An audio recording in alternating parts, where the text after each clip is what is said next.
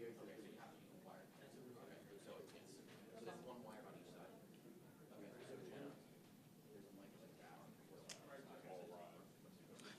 give me the thumbs up when you're ready. Okay.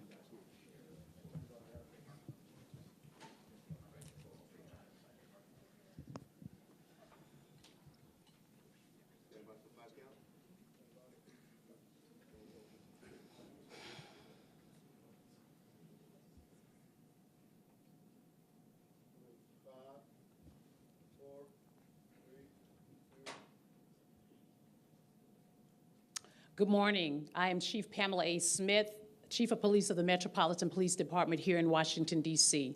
And I'm joined today by members of the district's public safety team, as well as the counterparts from the United States Secret Service, the FBI, United States Capitol Police, the D.C. National Guard, and the Department of Defense.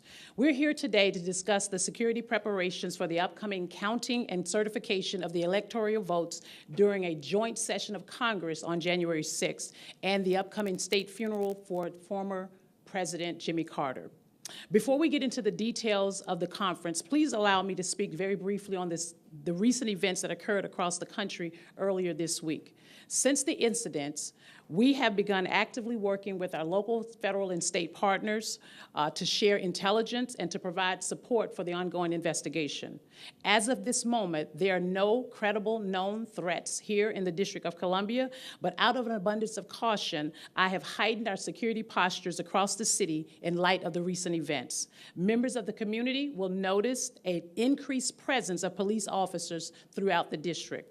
I want to assure our community that whenever a significant event occurs, such as what happened on New Year's Day, we closely monitor the incident and immediately began engaging with intelligence communities, and we take an additional step to reevaluate our security posture to ensure the safety of our residents, businesses, as well as our visitors. And now looking ahead to Monday, January 6th, the counting and certification of the electoral votes at the United States Capitol has been designated as a national special security event that is led by the United States Secret Service. This event brings together coordination and participation from all levels of government, as well as from our local, state, and federal public safety partners. To our residents and businesses, most of the impact of this event will be felt around the U.S. Capitol on Monday.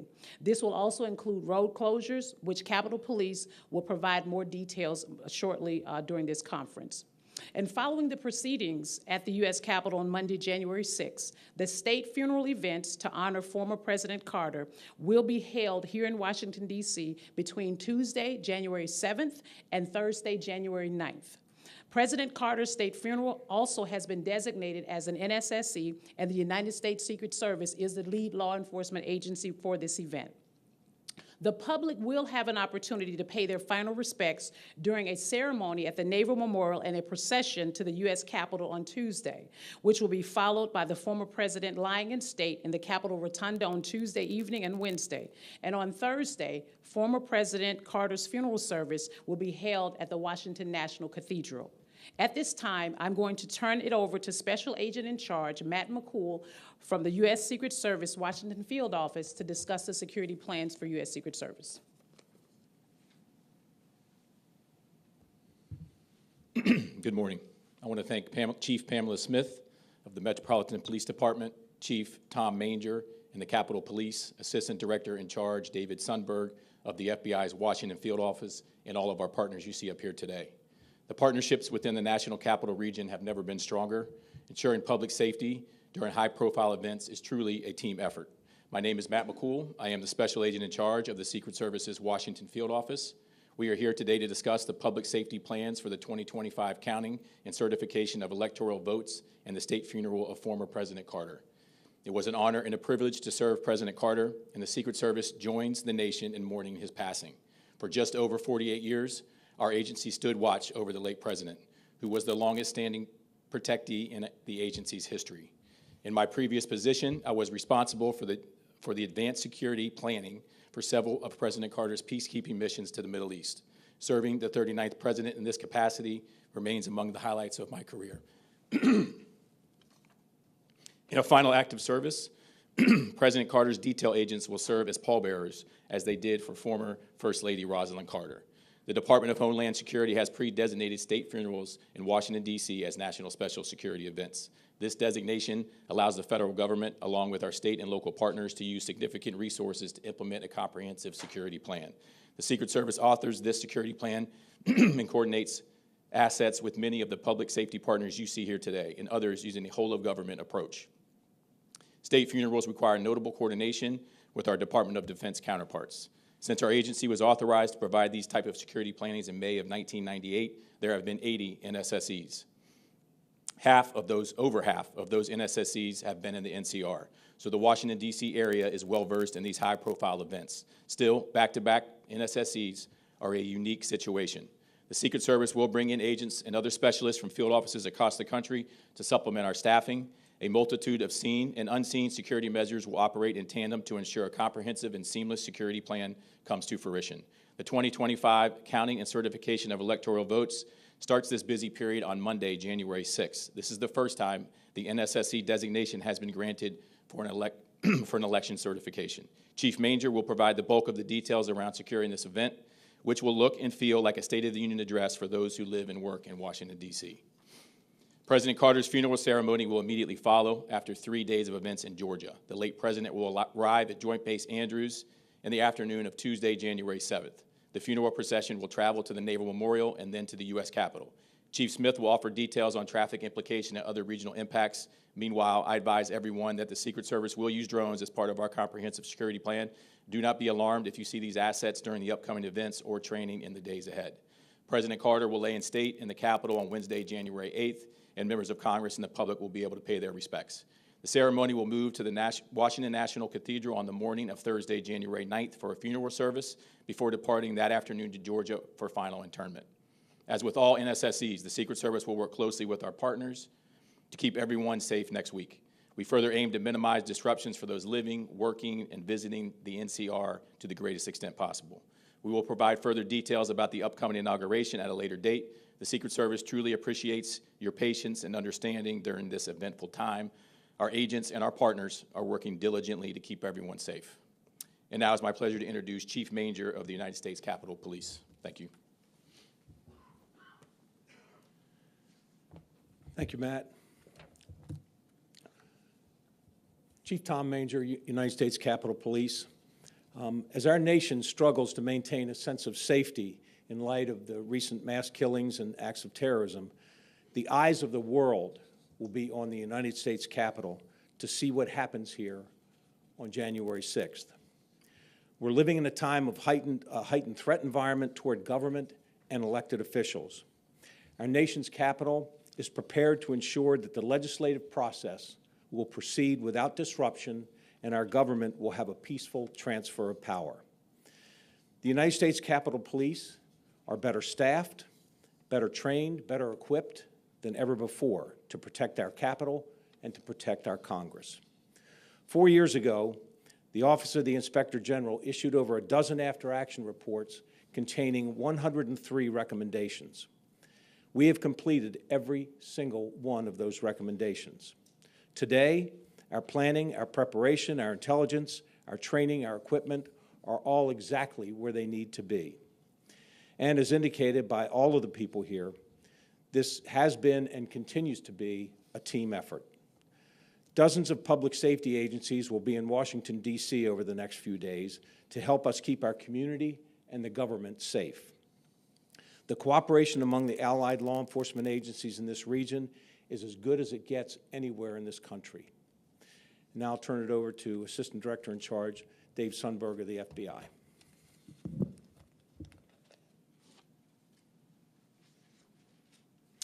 Thank you, Chief Manger. Good morning. I'm Dave Sundberg, Assistant Director in charge of the FBI's Washington Field Office. I appreciate the opportunity to be here today to discuss the FBI's partnerships with federal and local agencies to prepare for the upcoming national special security events here in the District of Columbia. For these events, the FBI has the lead federal law enforcement responsibility for crisis management, response to terrorist threats, and intelligence. Leading up to and during these events, FBI intelligence analysts have been and will continue to assess and share event-related intelligence with all of our partners. At this time, we are not tracking any credible or specific threats associated with these events. That being said, we are certainly operating in a heightened threat environment, especially given the incidents in both New Orleans and in Las Vegas on January 1st. At this time, we have no information indicating a local threat associated with either of those incidents. We will continue to work closely with our partners to share information and identify and disrupt any threats that may emerge. As always, we remind the public to remain vigilant and to report any suspicious activity to law enforcement. We look forward to working with our partners to ensure that these events are held both safely and securely. Thank you. Before we get into questions, certainly want to thank Assistant Director in Charge Sundberg and the rest of my partners here who have explained kind of sort of what the posture will be here in the District of Columbia. What I do know is that events like these require detailed planning, close collaboration, and constant communication with our law enforcement partners. And I want to thank each of our partners who are standing here, my colleagues today, for their continued partnership of the Metropolitan Police Department. And as we've stated, beginning Sunday morning, the Metropolitan Police Department will go into full activation. This activation positions additional officers with specialized training that can be deployed anywhere in the district at a moment's notice, while ensuring that our ability to respond to routine calls for police service will continue across our city. We are committed to upholding the right to peacefully assemble and protest here in our city. However, as I've stated before, when we have special events, and I want to be very clear that we will not tolerate any violence, rioting, destruction of property, or any behavior that threatens the safety and security of our city. This message extends to anyone traveling to the district over the next 3 weeks. We welcome visitors to come and experience what this incredible city has to offer, but those who are intentional on unlawful activity should know that there will be consequences. With all of the events scheduled for next week, there will be road closures around the U.S. Capitol, the Navy Memorial, and the National Cathedral. We are asking our community to be patient, plan ahead, and give yourself extra time. We also encourage you to consider utilizing our Metro Transit system. We have a full list of road closures, maps, and additional information regarding the security of these events online at nsse.dc.gov. It is available for you to view at this moment. Thank you all for being here today. We will open up the floor for any questions. Hi, Chief. Michelle Marsh from 7 News. I first want to thank you all for the hard work that you're doing. You mentioned New Orleans, and that is a case of a single person who was self-radicalized, someone who did their own planning. Can you tell us, how do you prepare for someone who is hell-bent on carnage? Well, I think what we all do as law enforcement partners, I think every single day, and I think I shared earlier, you know, if not weekly, on a bi-weekly basis, we are always talking about incident that could potentially happen here in the city. And what we do, and what I do know, is that we're all very well-trained professionals in this space, and we also host a lot of intentional special events across this city year in and year out. And I'm very confident in the team that I have standing alongside me. Whenever we have any events, we know how to come together and solve those issues. Yes, sir. The interesting confluence of two back-to-back special security events. Three. But it's really three, right? That's With correct. the inauguration rolling right into this. That is correct. Can you speak to sort of is there any historical precedent for this many in this short of a time? And what does that do to, I mean, resources, personnel, the level of coordination that's needed? Well, you already know what it does to resources and personnel whenever we have these significant events. If you think back to what occurred in July 4th, we had the NATO summit, and then we had the Prime Minister of Israel who visited our city. And clearly, the same team that you see standing here today, we all came together, we met, we had our rock drills or rehearsal of a concept drills to ensure that we are all working very collaboratively in this space. When you talk about the number of personnel or resources that we have available specifically at the Metropolitan Police Department, we leverage that with the technology. As you heard, Special Agent McCool talked about drones and different apparatus that we will continue to use in order to have eyes and ears across our city. In these 3 particular events, we will continue to do the same in that space. Have you had 3 national special security events in 1 month before? It has happened, or? Well, I will turn that over to Special Agent McCool, Secret Service, and he may be able to address that for you. No, that has never happened before. We have 3 NSCs over a 15-day period. But what I will tell you is we're flexible, we're adaptable. We've been working on these events for, in some cases, years and then months, definitely over several months for all of them. So we're going to be prepared. The team is flexible, and so we're going to get it done. Beatrice Peterson, ABC News. Speaking of personnel, you had asked for 4,000 additional officers from across the country. I was wondering, I know you hit that goal. Given that there's so much events that's happening in the district, are you adding to that goal and maybe asking for additional officers? And in addition to that, National Guard, has that been approved and gone through? So let me answer your first question. You always ask 2 questions every time I'm up here. So the first question is that we are close to the 4,000 additional resources that we've asked for across the United States, and we're very happy for that. And we also thank those law enforcement agencies who have actually been reaching out to ask us if they could provide assistance. And so we're certainly happy for that. When it comes to the number of resources that we have, we're not asking for any additional. We've been planning for this inauguration since 4 years prior, when we're at that point right now. And again, we will be prepared, we will be flexible, and we will be adaptable to anything that may occur in our city. You forgot about the National Guard. Hold. Yes. Thank you. Very, very proud to be with you this morning to talk about the National Guard and the support that we're giving to our federal and district law enforcement partners. We do have approved requests for assistance to support the certification. We will have 500 soldiers on standby for that mission. We also have approved requests for the state funeral coming up. We'll have liaison officers, escort officers for the governors for that particular event. And we're currently pending approval for the 3rd NSSC, the presidential inauguration. The current number right now is 7,800 soldiers and airmen that we'll be bringing in.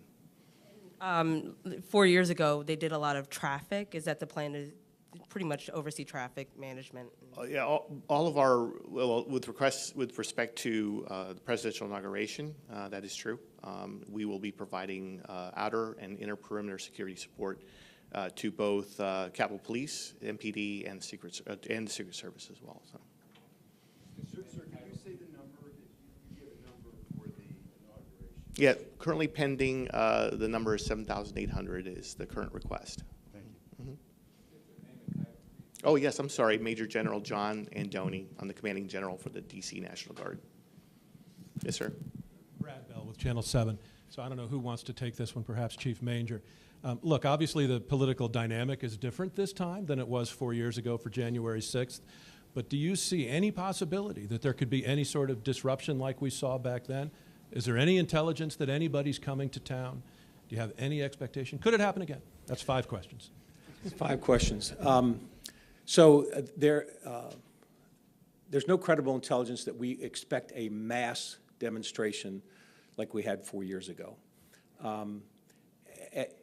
Anytime you ask a question about, what intelligence and what we are reacting to from the intelligence community, it always ends with, but there's always the lone wolf, always the person who's operating by themselves, and you have no warning about those individuals. That's what occurred in this past few days. These were folks that were by themselves, there was no way for anybody to know about what they were planning.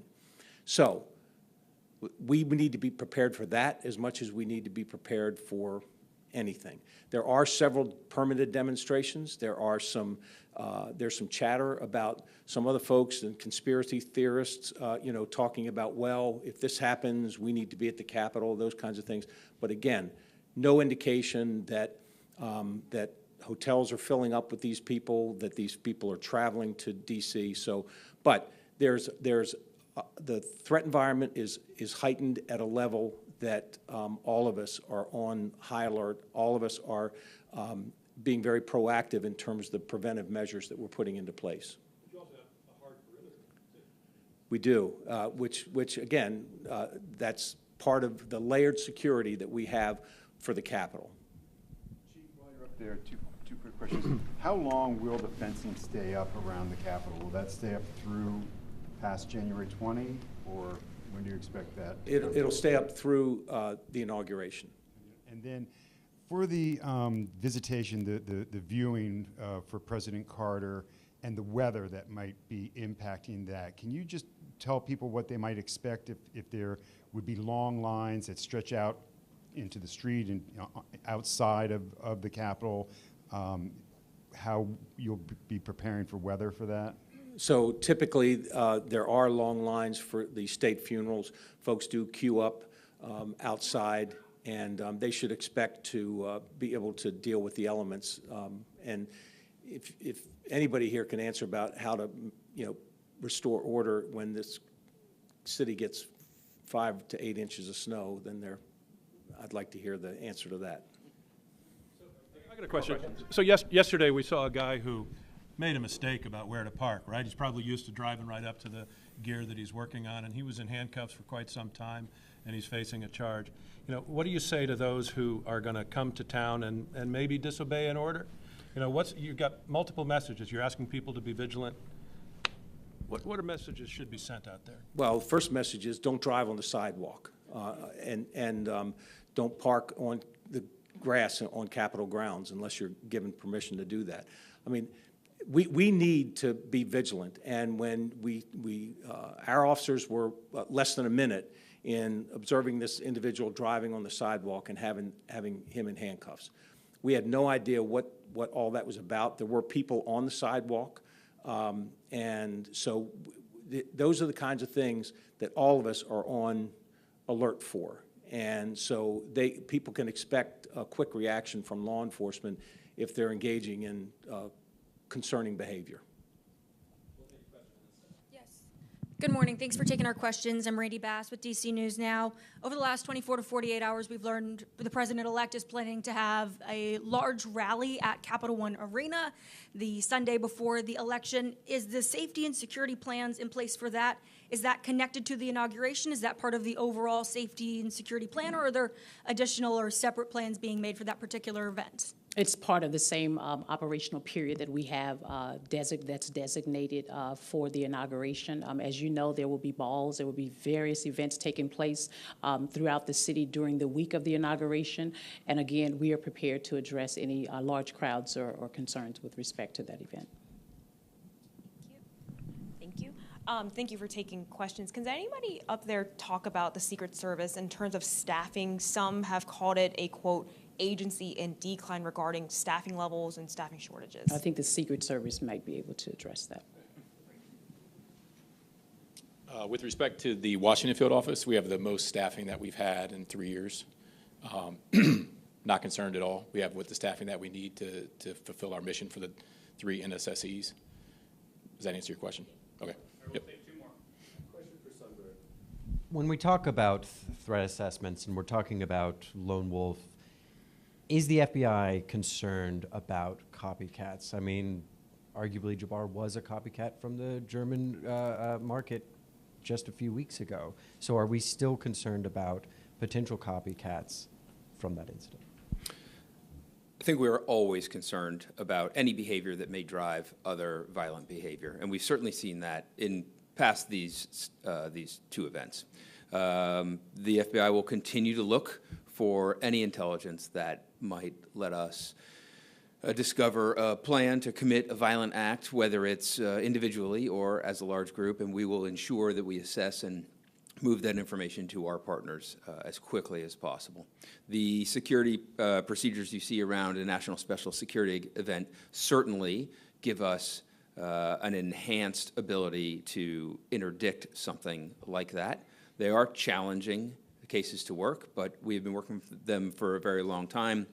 In New Orleans and Las Vegas, both cases being investigated by FBI field offices there alongside their state and local partners and any other federal agencies that would get involved in those areas of responsibility, much like we do here in Washington, D.C. A question for Chief Manger. I'm curious how your officers are feeling going into this January 6th. This is the first one since in terms of presidential elections. How are how is morale? How are your officers feeling going into this, knowing about all of the past trauma from just 4 years ago? So probably the biggest goal that that my management team has had over the past 4 years is restore the confidence in our officers that we are prepared for anything. And we've spent the last 4 years increasing staffing, increasing training, getting new equipment, and standing up what I believe is a world-class intelligence operation, and probably most of all, just overturned our planning process into what it should be. So when we plan for an event, everything that goes into it. And I think that, look, any chief that will stand up here and talk about the morale of his troops, morale's in the eye of the beholder. I'm the last person you should ask about morale because I could give you a long dissertation on morale. The fact of the matter is, you ask these officers, do you have confidence today? And I was at a roll call at 7 o'clock this morning, and was talking to the officers, and I asked for a show of hands. How many of you were here 4 years ago? And about half of them raised their hand. The other half came here knowing exactly what they were getting into, and they're here because they want to be. And if you ask most of them, they were here because of January 6th. That's why they wanted to come to the Capitol Police. And the other folks were in that roll call were the first responders, the bicycle officers, and the civil disturbance officers. These are officers that want to be on the front lines of what is happening here. So I do think that the officers are confident that we're prepared for anything, and I believe that we have restored that sense of safety for our community on Capitol Hill and restored the confidence of the officers that the department's not going to let them down. Hi, Ellie Silverman with the Washington Post. Thanks for taking our questions. I know that you all have talked about how, in light of recent attacks, you're all on high alert, but I'm wondering if you or others could speak more specifically about any changes that maybe those events have already prompted. For example, are you expanding the security perimeter, more so than you would have or planned to a week ago? Or are there additional road closures, just anything more specific that these events have prompted in your posture? I think, as I've stated earlier, is that one of the things that we oftentimes do is that we work very closely with our intelligence community and our partners and my colleagues here. And anytime we see any threats across the country that may be impactful here, we reassess and reevaluate our security posture. And as you know, we've been working and planning the inauguration for quite some time. And if we feel or believe at this time that there is a need for us to enhance our security posture any higher than, or heighten it any higher than what it is, we will do so. At this time, we do not see or we do not know of any known credible threats to the city. We will manage the plan that we have created amongst all of our agencies. And as you know, we're very flexible. In this space here in the District of Columbia, we have managed large-scale events on many, many occasions, and we will be agile in that if there's a need for us to increase our posture, which is why we're going to a full activation, we will have those resources readily available for us to do so. That was released on the unsolved pipe bomb case.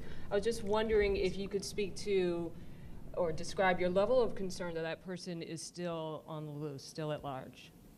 We're absolutely concerned that person is still on the loose and at large. Those were two viable devices left not only outside of the Democratic and Republican National Committee headquarters, but in a neighborhood where people work and live.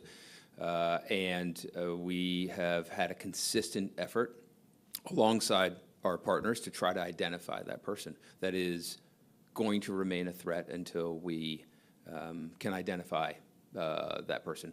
Unidentified, we don't know motive or intent from about 4 years ago, so I can't tell you with specificity any relationship to the County Electoral College votes on January 6th, but we remain concerned and vigilant.